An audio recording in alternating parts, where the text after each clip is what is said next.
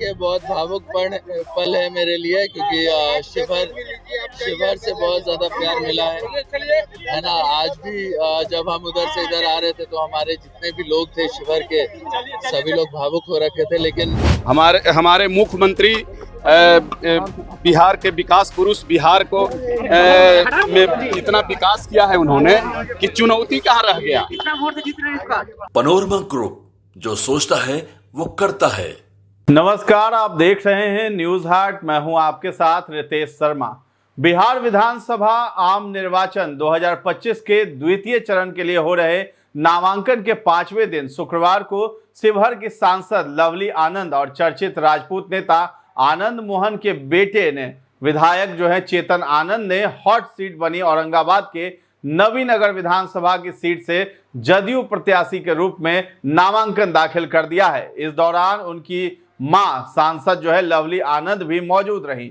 नवीनगर से वाहनों के काफिले के साथ आकर चेतन आनंद ने नामांकन किया है। इसके पूर्व चेतन आनंद नवीनगर से हजारों समर्थकों के साथ दर्जनों वाहनों का काफिला लेकर औरंगाबाद पहुंचे। वाहनों की पार्किंग के बाद समर्थकों के साथ जुलूस लेकर के समाहरणालय तक पहुंचे और वहां पर चेतन आनंद अपनी मां लवली आनंद और कुछ कार्यकर्ताओं के साथ नवीनगर के निर्वाची पदाधिकारी सह औरंगाबाद के भूमि सुधार उप समाहर्ता श्वेतांक लाल के कक्ष में पहुंचकर उनके समक्ष नामांकन का पर्चा दाखिल कर दिया है। पर्चा दाखिल करने के बाद समाहरणालय से बाहर निकलते ही उनके समर्थकों ने उन्हें फूलों की माला से लाद दिया और उनके समर्थन में गगनभेदी नारे भी लगाए। इस दौरान उनके समर्थकों का उत्साह देखते ही बन रहा था। नामांकन के बाद चेतन आनंद ने कहा है कि नवीनगर में मेरा बचपन बीता है। उन्होंने कहा है कि जब उनकी मां लवली आनंद नवीनगर की विधायक थी तो उनका बचपन यहीं बीता है।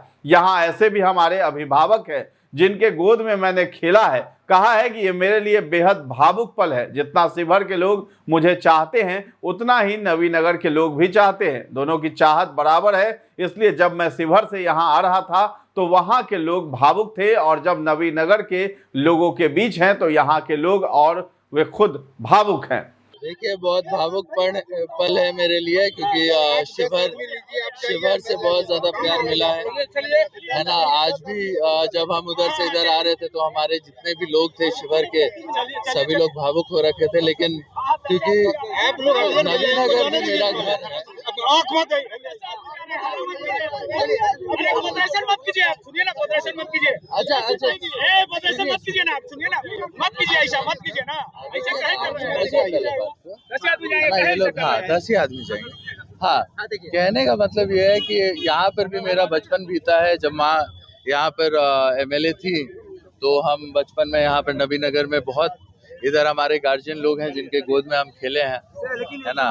स्थानीय वर्सेस बाहरी का मुद्दा बनाया जा रहा है। कितना ये मोदी जी के लिए नहीं होता तो चेतन आनंद के लिए कैसे? बता दें कि चेतन आनंद ने बाहरी होने के सवाल पर कहा है कि जब वाराणसी के लिए PM मोदी बाहरी नहीं है तो मैं भी यहाँ के लिए बाहरी नहीं हूँ। माँ के नवीनगर की विधायक रहने के समय बताया कि मेरा तो बचपन यहीं बीता, मैंने यहाँ अभिभावकों के गोद में खेला है। जिन अभिभावकों के गोद में मैंने यहाँ खेला है वे भी यहीं मौजूद हैं। उनसे पूछ लीजिए कि वो मुझे बाहरी या अपना बेटा मानते हैं। इसके साथ ही आपको बता दें कि चिराग की पार्टी के नेता प्रमोद सिंह ने भी रफीगंज से जदयू प्रत्याशी के रूप में नामांकन किया है। उन्होंने कहा है कि 2025 में 225 और फिर से नीतीश आएंगे। बता दें कि प्रमोद सिंह अपने आवास से पैदल ही अपने समर्थकों के साथ जुलूस लेकर नामांकन करने पहुंचे। पर्चा दाखिल करने के बाद समाहरणालय से बाहर निकलते ही उनके समर्थकों ने उन्हें फूलों की माला से लाद दिया और उनके समर्थन में जिंदाबाद के नारे भी लगाए गए। नामांकन के बाद प्रमोद सिंह ने कहा है कि 2025 में 225 व फिर से नीतीश। नामांकन के बाद प्रमोद सिंह ने कहा कि 2025 में NDA गठबंधन की सरकार बनेगी। बिहार में 225 सीटें जीतेगी NDA और हमारे नेता नीतीश कुमार फिर से मुख्यमंत्री बनेंगे। चुनौती है ही नहीं, काहे की चुनौती? कोई चुनौती नहीं। हमारे मुख्यमंत्री बिहार के विकास पुरुष, बिहार को में इतना विकास किया है उन्होंने कि चुनौती कहाँ रह गया। कितना वोट से जीत रहे हैं इस बार? वो तो समय बताएगा, जनता बताएगी। लेकिन 6 सीट एनडीए यहाँ जीत रही है और फिर से नीतीश कुमार जी की सरकार बन रही है। तो बता दें कि उन्होंने कहा है कि रफीगंज विधानसभा सीट पर मेरा किसी से कोई मुकाबला ही नहीं है, मुकाबले में कोई टिकने वाला ही नहीं है। जनता बाहरी प्रत्याशी की जीत का खामियाजा भुगत चुकी है। इस बार जनता बाहर वाले को बाहर करने को तैयार है और उनकी जीत पक्की है।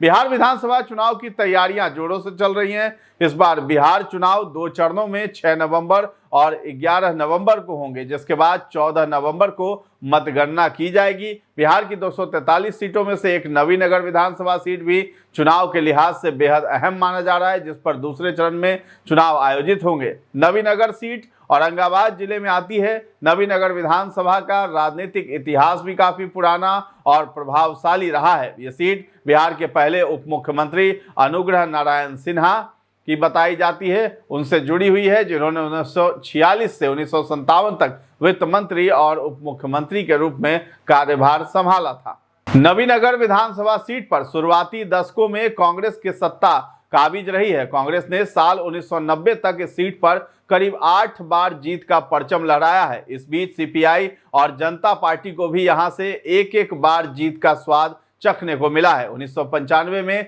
जनता दल से वीरेंद्र सिंह ने नवीनगर से जीत हासिल की, जिसके बाद 1996 में उपचुनाव हुए, जिसमें बाहुबली पूर्व सांसद आनंद मोहन की पत्नी लवली आनंद यहां से विधायक बनी। इसके बाद भीम यादव ने 2 बार नवीनगर में आरजेडी का परचम लहराया। लोजपा को इस सीट से पहली बार 2005 में जीत मिली, तब विजय सिंह यहां से विधायक बने। इसके बाद से 10 साल तक जदयू यहां से लगातार जीत रही है और वीरेंद्र सिंह लगातार 2 बार विधायक भी बने हैं। 2020 के बिहार विधानसभा चुनाव में आरजेडी के विजय सिंह यहां के विधायक बने और जदयू के वीरेंद्र सिंह को शिकस्त दी थी। बता दें कि पिछले विधानसभा चुनाव 2020 में नवीनगर से आरजेडी के विजय सिंह ने जीत हासिल की थी। उन्होंने जदयू के वीरेंद्र सिंह को 20,121 वोटों से हरा दिया था। 2020 में विजय कुमार को 64,943 और वीरेंद्र कुमार को 44,822 वोट मिले थे। तीसरे नंबर पर आरएलएसपी यानी अब राष्ट्रीय लोक मोर्चा हो गई है, उसके धर्मेंद्र कुमार थे, जिन्हें 23,490 वोट मिले थे। चौथे नंबर पर 9,140 वोटों के साथ